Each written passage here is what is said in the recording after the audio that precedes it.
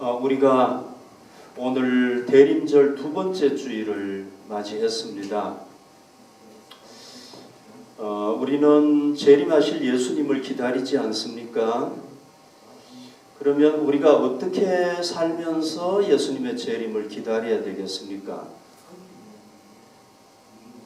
예수님의 그 오심을 직접 준비했던 사람이 세례 요한이잖아요. 그래서 우리가 요한을 통해서 우리가 어떻게 재림을 준비하면서 살아야 될지에 대해서 좀 배우기를 원합니다. 그리고 우리가 또 그가 그렇게 살 수 있었던 그 조건이 뭔가, 어떤 조건을 가졌기 때문에 그렇게 살 수 있었던가 하는 것에 대해서도 우리가 오늘 두 가지를 배우려고 합니다. 여러분, 이 요한 당시에요, 세례 요한 당시에 그 유대에는 여러 당파들이 있었어요. 여러 당파들이 있었고요. 제가 지난주에 말씀드렸다시피 제사장만 해도 2만 명이 될 정도로 종교 지도자들이 엄청나게 많았습니다. 여러분, 이 사람들이 어떻게 살았을 것 같습니까? 이 사람들은요, 두 가지 특징이 있습니다. 첫 번째는 하나님의 이름을 이용을 했어요. 그래서 종교 지도자들인데 부도 누리고 권력도 누리고 명예도 누리고 누릴 수 있는 건 다 누렸어요. 그리고 종교에 탈을 쓰고요. 종교라는 걸 또 이용을 하는 겁니다. 유대교를 이용을 해가지고 아주 악하게 살면서 화려하게 살았어요. 모든 것 다 누리면서 살았어요. 그러면 여러분, 이 사람들이 또 이제 그 자기들의 악한 걸 막 감추려고 하다가 보니까 외식하는 자로 살게 되는 거예요. 그럴 수밖에 없겠죠. 그죠? 실제로는 그렇게 못 사는데 그렇게 사는 것처럼 이렇게 포장을 해야 되니까 가면을 탁 쓰고 이렇게 살았단 말이죠. 메시아가 오시는 것에 대해서는 어떻게 생각을 했을까, 이 사람들이? 이 사람들은요, 메시아가 온다는 것은 지식적으로 알았어요. 아, 메시아가 오는구나. 왜? 성경에 도통한 사람들이니까 메시아가 오는구나, 이걸 알았단 말이죠. 그러나 그 메시아가 오신다는 것에 대해서 진정으로 안 믿었어요. 그러니까 기다렸겠어요? 안 기다렸겠어요? 안 기다렸겠죠. 여러분, 세례 요한은 어땠겠습니까? 그 세례 요한은요, 오늘 성경에 보면은 빈들에서 살았어요. 광야에서 살았어요. 오늘 제가 제목을 여기 잡았는데, 빈들, 비스트에 살았어요. 그러니까 뭐 삶이 화려했겠습니까? 안 화려했겠죠. 그죠? 형편없는 삶을 살았겠죠. 음식이 뭐 제대로 있었겠습니까? 음식이 너무 부실했어요. 광야에서 사는데 뭐 먹을 게 있어야죠. 그러나 요한은요, 뭘 믿었느냐 하면은 메시아가 온다는 걸 확실하게 믿었어요. 그리고 자기 시대에 메시아가 온다는 걸 믿고 메시아가 오신 걸 준비를 했어요. 이 사람은 어떻게 준비했습니까? 요단강 변에서요, 요단강가에 뭐 사람들이 많이 올 수 있잖아요. 그죠? 그러니까 요단강에 가가지고 회개를 외쳤어요. 메시아가 온다, 회개하라, 이렇게 외친 거예요. 3절에 보십시오. 요한이 요단강 부근 각처에 와서 죄사함을 받게 하는 회개의 세례를 전파했다. 그러니까 사람들이 막 몰려와가지고 회개할 거 아닙니까? 나는 이런 죄가 있다, 막 회개를 하니까, 그러면은 너는 회개했다는 표시로 이제 뭘 줬느냐? 세례를 베푼 거예요. 그리고 사람들에게 뭘 외쳤느냐 하면은 메시아가 오니까 너희들이 메시아가 오시면 맞이할 수 있도록 준비해야 된다. 사람들을 준비시켰단 말이죠. 자, 드디어 메시아가 왔습니까? 안 왔습니까? 예수님이 오셨죠. 그죠? 메시아가 오셨어요. 세례 요한이 믿고 기다린 대로 메시아가 오셨단 말이죠. 자, 세례 요한은 뭘 했습니까? 여기 보십시오. 예수님이 세례 받으러 오셨을 때 예수님에게 세례를 베푸는 사람이 됐어요. 그렇죠, 그죠? 그리고 세례를 베푸는데 하늘에서 비둘기 같은 성령님이 내려오는 걸 보면서 사람들에게 선포했어요. 이 사람이 바로 오시기로 한 메시아다. 하나님께서 나에게 계시하시기를 누구든지 성령님이 이렇게 내려오는 사람을 보면은 그 사람이 바로 메시아라는 걸 알아라. 얘기를 했단 말이죠. 그러니까 이걸 딱 보면서 이분이 바로 인류를 구원할 메시아다. 선포를 했다. 그리고 난 뒤에 어떻게 했는지 아세요? 자기 제자들 있잖아요. 자기를 따르는 제자들 다 예수님의 북에게 보낸 거예요. 보내가지고 뭐라고 합니까? 나를 따라서는 안 된다. 저 메시아를 따라야 된다. 다 보냈어요. 자기 제자. 진짜 메시아가 왔다는 걸 믿었다는 거죠. 그리고 그는 이렇게 얘기를 했습니다. 예수님이 잘 되기만 하면은, 저 메시아 예수님이 잘 되기만 하면은 나는 이름 없이 사라져도 괜찮다. 그러니까 한마디로 얘기하면 이 세례 요한은 어떻게 살았습니까? 광야에 외치는 자의 소리, 예수님을 전하는 소리로 살았단 말이죠. 자기는 완전히 죽어버리고 예수님만 전하는, 오직 예수님의 오심을 전하는 도구로만 살았단 말이죠. 여러분, 그 당시에 2만 명이나 됐던 종교 지도자들은 어떻게 살았습니까? 메시아가 왔을 때 메시아가 왔다는 걸 알았습니까? 몰랐습니까? 몰랐죠. 여기 보십시오. 이 많은 종교 지도자들, 이 제사장들, 메시아 예수님이 왔는데도 못 알아들었어요. 몰랐어요. 깨닫지를 못한 거예요. 이분이 메시아라는. 뭐 지금도 안 믿고 있지만. 그리고는 어떻게 했습니까? 이 예수가 자기들의 세력에 위협이 된다고 생각을 한 거예요. 그래가지고 어떻게 한 겁니까? 예수님을 대적한 거예요. 결국은 어떻게 했습니까? 이 하나님의 아들 메시아 예수를 결국은 십자가에 못 박아 죽여버렸다. 그리고 시간이 얼마나 흘렀습니까? 2000년이라는 세월이 흘러갔습니다. 오늘 2000년 더 지나갔죠. 그죠? 자, 그러면은 예수님을 드러내는데 쓰임 받았던 그 요한, 그리고 예수님을 메시아라고 막 얘기를 하니까 저게 무슨 메시아냐 하고 대적했던 이 종교 지도자들, 2000년이 지난 뒤에 평가가 어떻게 됐습니까? 너무 달라졌죠. 그죠? 어떻게 달라졌습니까? 세례 요한은 어떻게 변화됐습니까? 여자가 낳은 자 중에서 가장 위대한 존재가 됐잖아요. 지금까지 태어난 남자 중에서 가장 위대한 사람이 세례 요한이 된 거란 말이죠. 종교 지도자들은 어떻게 됐습니까? 그때는 잘 나갔죠. 그죠? 세상적으로 잘 나갔지만 어떻게 됐습니까? 지금 완전히 저주받은 존재가 되어버린 거죠.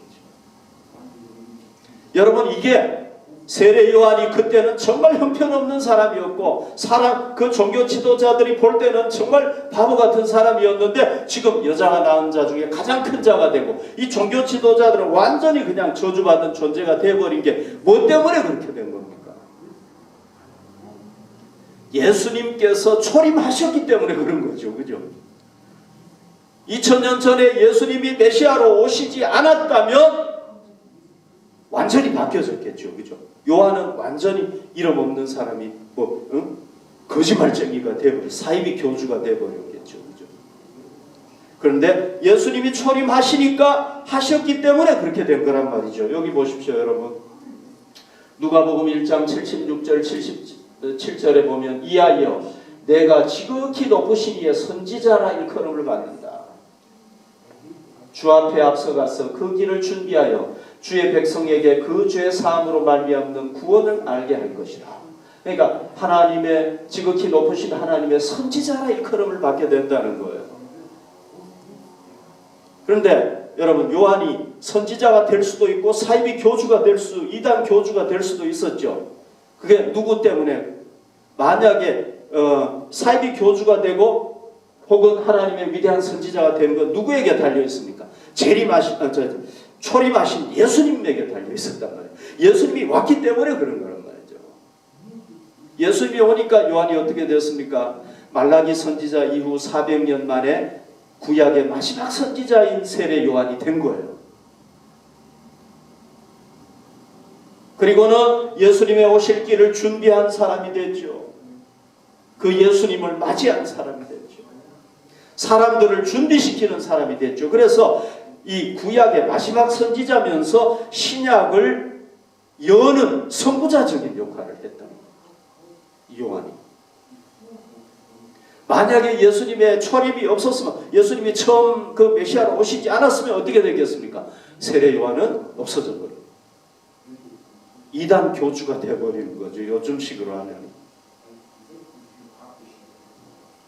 여러분, 이 창세기 구약 성경이 39권이잖아요. 그런데 창세기부터 말라기까지 내용이 뭡니까?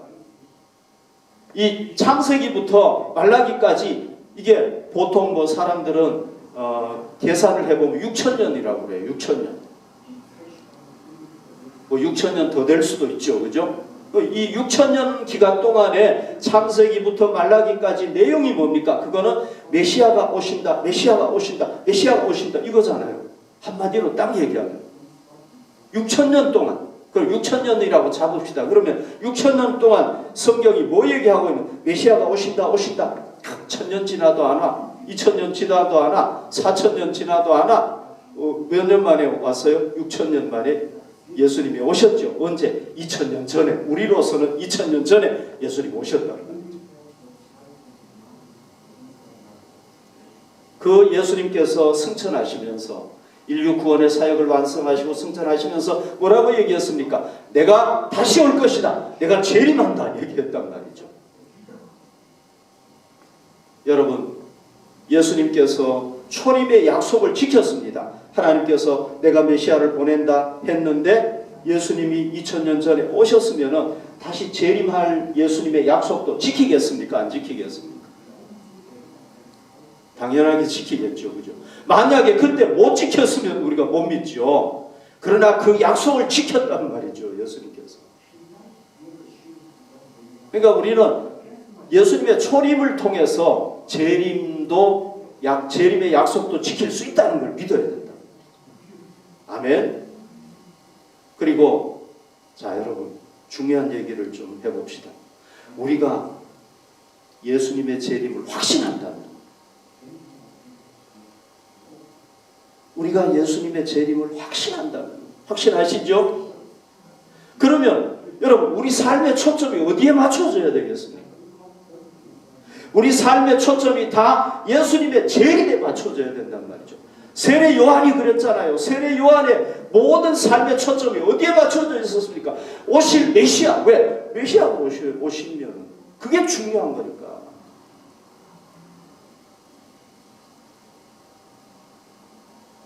여러분, 우리 삶의 초점이 메시아의 그 재림하실 예수님에게 맞춰져야 된다는 건 무슨 의미입니까? 이걸 다시 말씀드리면 두 가지 의미가 있습니다. 첫 번째는 우리가 예수님을 구주로 믿고 그의 재림을 확신해야 된다는, 우리가 먼저 확신해야 된다는.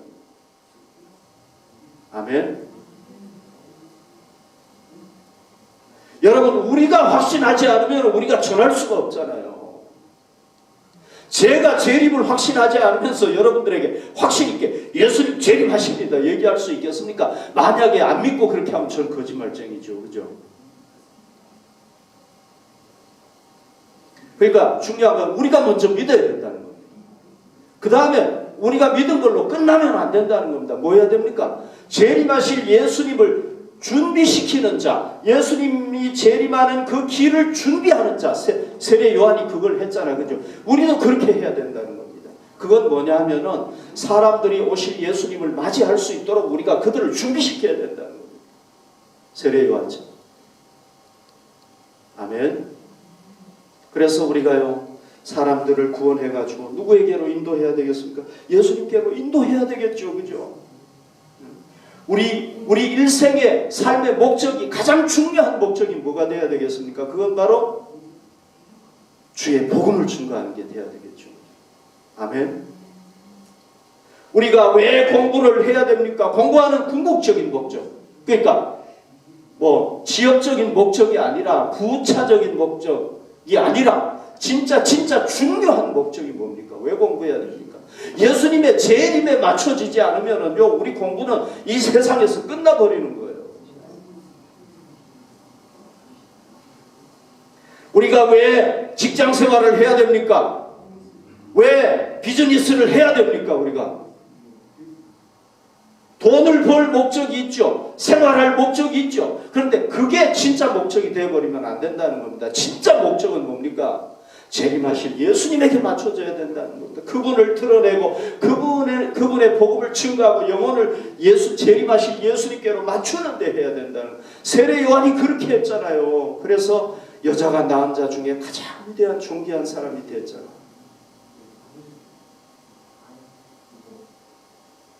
여러분, 우리가 우리 삶의 목적을 거기에 맞추고 사람들이 오실 예수님을 영접할 수 있도록 준비시킬 때 누가 영광을 받습니까? 예수님께서 영광을 받으시죠. 그죠? 그리고 예수님께서 재림하실 때 우리도 영광을 받게 되고요, 예수님으로부터 우리가 칭찬을 받게 될 겁니다. 누구처럼? 세례 요한처럼. 그러나 만약에 우리가 예수님의 이름을 이용해가지고 그 당시의 종교 지도자들처럼 우리의 목적을 이루기 위해서 이용하거나 아니면 우리의 꿈을 이루기 위해서, 우리의 욕심을 이루기 위해서 예수님을 이용하면 우리는 어떻게 되겠습니까? 그 당시의 종교 지도자들처럼 화려하게 살았지만 완전히 사라져버리고 그 사람들처럼 될 거라고.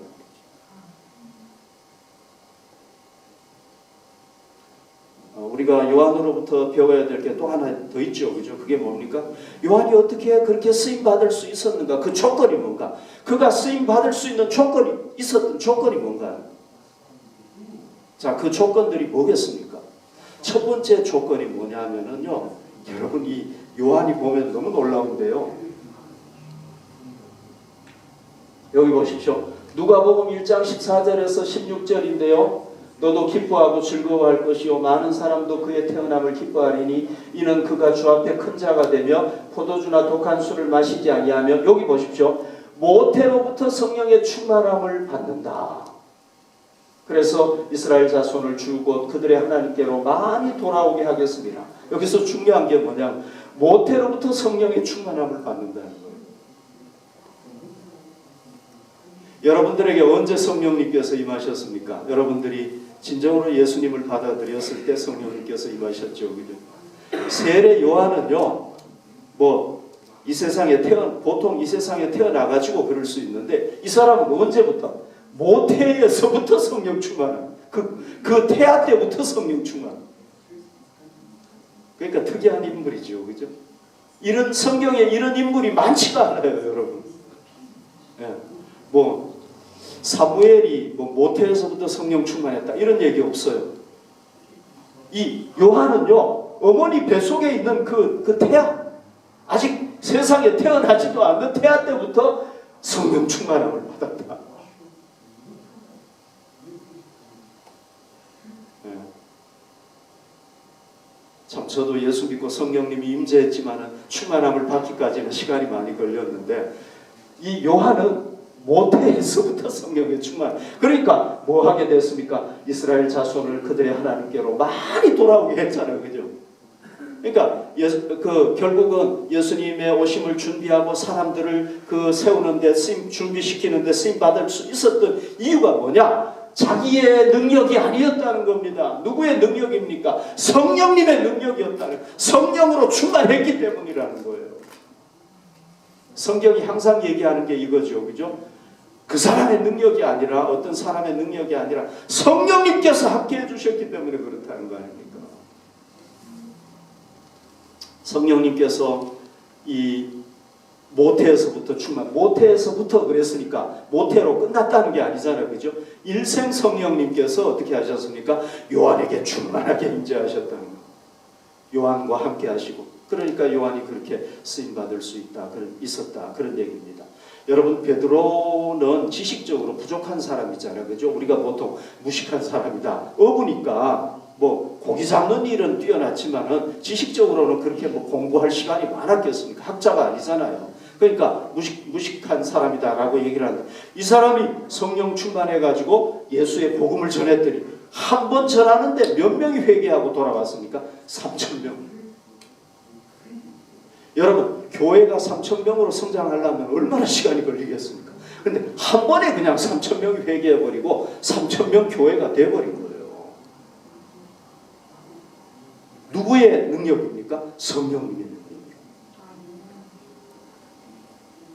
그래서 여러분 우리도요 뭐 해야 됩니까? 우리가 뭘 하든지 간에 성령님께서 우리를 통치하시고 성령님께서 우리에게 권능을 부어주실 때 우리가 할 수 있는 능력 이상의 엄청난 일을 할 수 있는 거예요. 우리가 하면은 요거밖에 못하지만 전능하신 성령님이 함께 하시면 이거보다 막 100배, 1000배 할 수 있다. 그러니까 우리가 뭐 해야 됩니까? 우리도 성령 충만해야 돼요. 우리 교회도 마찬가지죠. 그죠? 우리 교회도 성령 충만. 그래서 우리가 성령 충만을 위해서 늘 기도하잖아요. 근데 이제 여러분 이걸 아셔야 됩니다. 성령 충만하게 되는 것은요, 우리가 하는 일이 아니에요. 그건 누구의 일입니까? 하나님께서 하시는 일이란 말이죠. 내가 여러분들에게 막 성령 충만해라 이래가지고 딱 충만할 수 있으면 얼마나 좋겠습니까? 근데 그게 안 된단 말이죠. 누가 하는 겁니까? 그거는 하나님께서 하나님의 원하시는 때에 하나님이 원하시는 사람에게 하시는 거란 말이죠. 그거는. 그런데 하나님께서 그렇게 하기 위해서는 조건이 있어요. 그 조건이 뭡니까? 하나님의 말씀에 순종하고 그걸 위해서 지속적으로 기도하는 거예요. 여러분 성경에 그게 증명이 되잖아요. 이게 어디입니까? 마가다락방이잖아요. 마가다락방에 120명의 성도들이 모여가지고 성령 충만을 위해서 간절하게 기도했잖아요. 그죠? 열흘 동안. 그랬을 때 어떻게 됐습니까? 이 불같은 성령님께서 바람같은 성령님께서 이 120명 모두에게 임하셨죠. 이게 증거잖아요. 여러분 세례 요한에 대해서 한번 생각해 봅시다. 세례 요한이 모태에서부터 성령 충만했어요. 그러면은 이게 요한의 기도 때문이겠습니까? 요한의 어떤 노력이었을까요? 그 꼬마가 뱃속에서 나 성령 충만하게 해주세요 막 이랬겠어요? 말도 안 되죠. 그죠? 그거는. 그러면 누구 때문에 성령 충만하게 해주셨을까요? 하나님께서. 그건 당연하게 이 두 부부가 장기간 동안 애를 위해서 기도했잖아요. 그죠? 네. 그러니까 하나님께서 이 부부에게 누굴 보내주셨습니까? 요한을 보내주셨고 얼마나 기도를 많이 했겠습니까? 여러분 그 자녀를 위해서. 그러니까 하나님께서 그 자녀가 쓰임받을 수 있도록 모태에서부터 그냥 성령 충만하게 해버리셨네요. 그래서 여러분 세례 요한이 모태에서부터 성령 충만 받은 거는 누구 덕분입니까? 부모의 기도 덕분이다. 그런 결론이 나올 수밖에 없는 거죠. 그죠? 그러니까 우리가 성령 충만하기 위해서는 뭐 해야 됩니까? 하나님의 약속을 믿고 지속적으로 기도해야 되는 거예요. 이 기도는요 그냥 오늘 하고 끝나서는 안 되는 거예요. 날마다 해야 되는 겁니다. 왜? 날마다 우리는 성령 충만해야 되니까. 그러니까 여러분들이 기도할 때 필수적으로 빠뜨리지 말고 해야 될 게 이 기도예요. 하나님 성령 충만해가지고 일하게 하시고 성령 충만해서 그리스도인으로 살게 하시고 하나님의 사역 감당하게 하시고 예배 봉사하게 하시고 예배 드리게 하시고 우리 성령 충만해야 돼. 해서 해야 돼. 이건 일생 기도예요. 또 중요한 기도란 말이죠. 뭐 그냥 기도 제목 다 하고 해도 되고 안 해도 되고 그게 아니에요. 여러분 이건 중요한 기도 제목입니다. 여러분들이 그걸 깨달으시기를 바랍니다. 깨달으시고 여러분들의 기도에 우선에 두셔야 돼요. 이 기도. 그럴 때 우리 교회가 쓰임받고 우리가 쓰임받을 수 있다는 거죠. 아멘. 두 번째 조건이 있어요. 여러분 모태에서 성령 충만한 것도 중요한 조건인데요. 두 번째 조건이 또 있어요. 그건 뭐냐면요. 빈 들에서 하나님과 교제했던 거예요. 빈 들에서.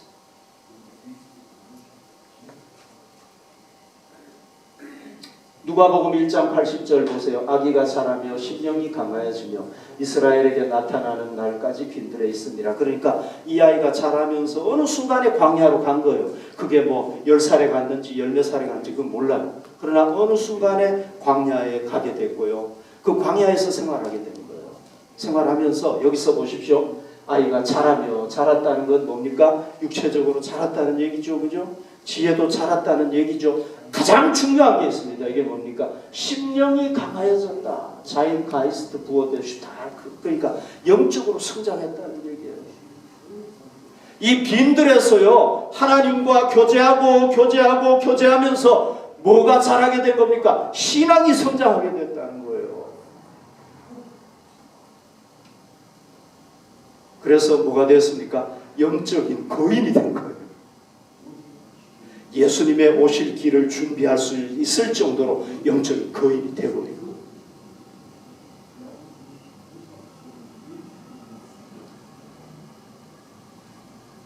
그래서 나타나는 날까지 빈들에 있었다. 그러니까 이 빈들에서요, 하나님과 교제하면서 다 준비했어요. 그랬더니 하나님께서 때가 딱 되니까 부르셨어요. 여러분 여기 보십시오. 이게 광야예요. 광야. 이게 광야예요. 이런 데는 뭐 숲도 있고 뭐 사람이 살기 좋은데요. 여기는 광야는 먹을 것도 없고, 이거 보십시오. 이런 데서 하나님과 교제하면 뭐 먹을 게 있겠습니까? 여기 흙만 있고. 유대 광야가 어디냐면은요, 여기에요, 여러분. 여기가 사해고요. 사해 바다가 여기 있죠. 그 다음에 여기 요단강이에요. 그 다음에 갈릴리 호수가 여기 있죠. 여기 이 지역이 유대 광야예요. 그러니까 여기 어디에 있었겠죠, 그죠? 있으면서 이제 여기서 세례를 줬겠죠. 여기 요단강이니까 쫙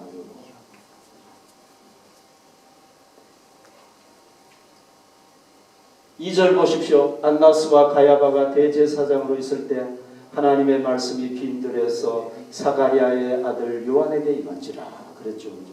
그러니까 요한이요, 빈들에서 영적으로 거인이 돼가지고 잘 자라고 있으니까 때가 딱 되니까 하나님께서 선지자로 딱 부르셨다. 근데 이 요한을 부르신 걸 보면은요, 구약의 선지자들 부른 거하고 똑같아요. 전형적인 선지자를 부르는 모습하고 똑같아요. 여기 보십시오. 하나님의 말씀이 빈들에서 사가랴의 아들 요한에게 임한지라 그랬잖아요. 그죠? 그죠? 여러분 이것도 좀 기억하십시오. 안나스와 가야바가 대제사장으로 있을 때에 하나님이 이 대제사장이나 이 사람들 안 불렀어요. 빈들에 있는 요한을 불렀어요.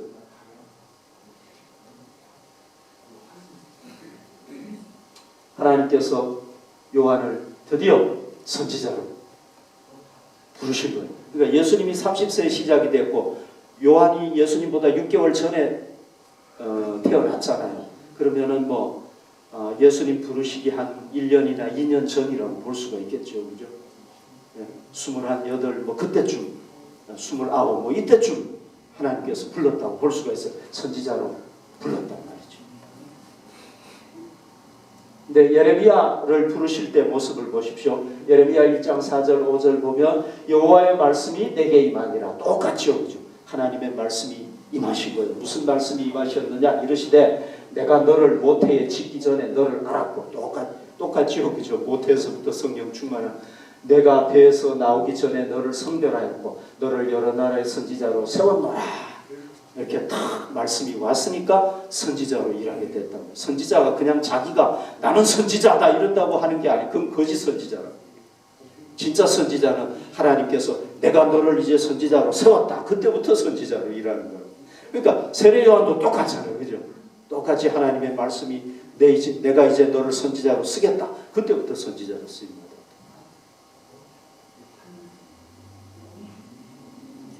그러니까 여러분 하나님께서는요, 그 당시에 화려하게 살고 권력을 누리고 살았던 이 대제사장들이나 2만 명이나 되는 제사장들이 아니었어요. 누구를 부른 겁니까? 광야에서 하나님과 교제하면서 영적 거인이 되어 있었던 그 세례요한을 불러가지고 예수님의 오실 그 길을 준비하는 데 쓰임받게 했다. 그러니까 하나님은 어떤 사람을 쓰십니까? 빈들을 가지고, 그죠? 광야를 가지고 거기서 하나님과 교제하는 사람을 쓰시는 거예요. 아무리 돈이 많고 아무리 권력을 누리고 아무리 명예가 뛰어나도 하나님 그런 사람 안 쓰신다는 거죠. 빈들에서 정말 묵묵하게 하나님과 영적으로 교제할 수 있는 사람. 그런 사람.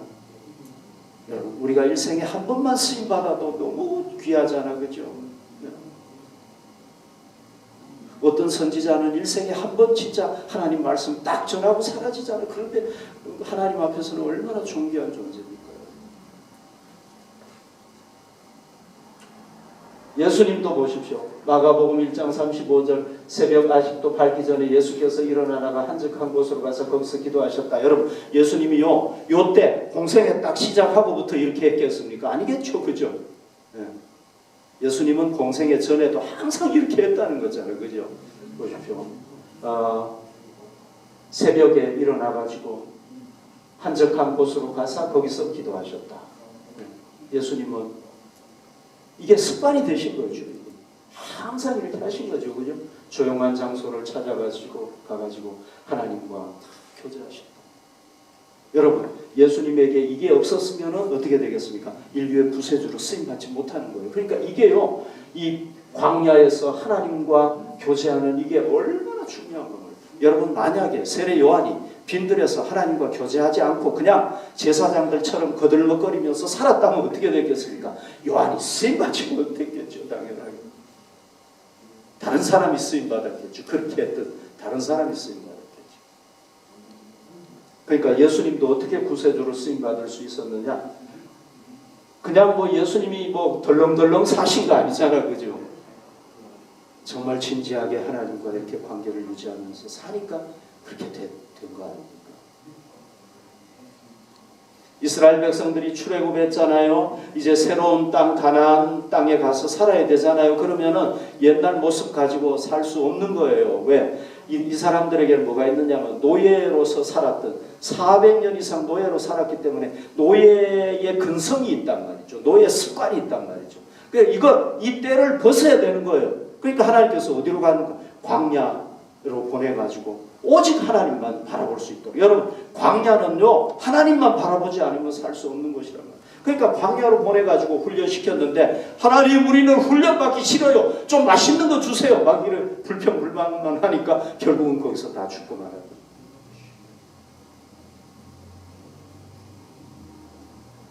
욥도 마찬가지죠. 욥도요 훌륭한 신앙인이었습니다. 그러나 그거 가지고 부족했어요. 고난이 닥쳐오니까 그냥 넘어지는 겁니다. 그래서 하나님께서는 고난의 그 광야에 집어넣어가지고 훈련시키니까 어떤 신앙인이 됐습니까? 정금 같은 신앙인. 99.9999% 하나님만 섬기는 사람이 됐단 말이죠. 요셉은 어떻습니까? 광야가 없었나요? 요셉도 광야가 있었죠. 어디가? 감옥이 광야였어요. 모세는요, 모세 광야 40년 동안, 4년도 아니고 40년 동안 광야 생활했죠. 다윗은요, 다윗은 정말 젊었을 때까지, 청소년 때부터 시작해가지고 한 30세까지 정말 그 황금 시기, 여러분 그 황금 시기를 도망 다녔어요. 도망. 얼마나 억울했겠습니까? 그런데 그 기간 동안에 그의 신앙이 다 정말 영적인 거인이 되어 있었던 거예요. 그러니까 하나님께서 40년 동안이나 또 쓰시잖아요. 모세도 40년 동안이나 120살까지 쓰시잖아요. 자, 여러분, 우리도 뭘 가져야 되겠습니까? 우리의 신앙을 훈련할 수 있는 장이 있어야 되겠죠. 그게 뭡니까? 우리 신앙이 성장하고 계속 성장해 갈 수 있는 장, 그게 뭡니까? 광야가 필요한 거죠. 그죠? 하나님과 영적으로 교제할 수 있는 우리의 골방 광야가 필요한 거죠. 여러분, 골방 광야가 없는 사람은 만들어야 됩니다, 여러분. 그리고 그 골방 광야를 가진 사람은 언제까지 그걸 가져야 됩니까? 주님 앞에 가기 전까지 일생 가져야 되는 거죠. 아멘. 일생 가져야 되는 겁니다. 여러분, 요한이 그 광야에서 생활하니까 뭐 편했겠습니까? 안 편했겠죠, 그죠? 음식도 시원찮았죠. 뭘 먹었습니까? 메뚜기 먹었습니다. 소고기, 돼지고기, 양고기, 그런 거 돼지는 안 먹으니까 양고기, 닭고기 그런 거 못 먹고 말이죠. 얼마나 맛있어요. 그런 거 못 먹고 뭐 메뚜기 잡아서 먹고 석청 그 꿀 야생 그 꿀 그 있잖아요. 그거 벌꿀 그거 먹고 그거 파먹고 그렇게 살았단 말이죠. 그러니까 여러분 우리도 하나님하고 교제하고 이 광야를 가지기 위해서는 우리가 시간도 헌신해야 되고 때로는 하고 싶은 것도 안 해야 할 수 있는 거지, 그죠? 우리가 하고 싶은 거 다 하고는 할 수가 없잖아요. 내 시간 다 쓰고 하나님과 시간 가지려고 그러면 우리 가질 수가 없어요, 여러분. 그런 걸 좀 포기할 때 가질 수가 있다는 거죠. 그러나 우리가 요한이 광야를 가졌을 때, 빈들을 가졌을 때 예수님의 오심을 예수님을 맞이할 수 있었고 여자가 낳은 자 중에 최고라는 칭찬을 받았잖아요. 그죠? 이 칭찬은 역사가 있는 한 계속되겠죠. 주님 앞에 우리가 하나님 나라에 갔을 때도 그는 칭찬을 받겠죠. 잘했다고. 우리가 광야를 가지는 것이 힘들지만은 그러나 그 광야를 통해서 뭘 얻을 수가 있습니까? 재림하실 예수님을 맞이할 수 있고 그로부터 영광과 칭찬을 받는다는 것 우리가 꼭 생각하고 이 광야 훈련을 꼭 가지시기를 바랍니다.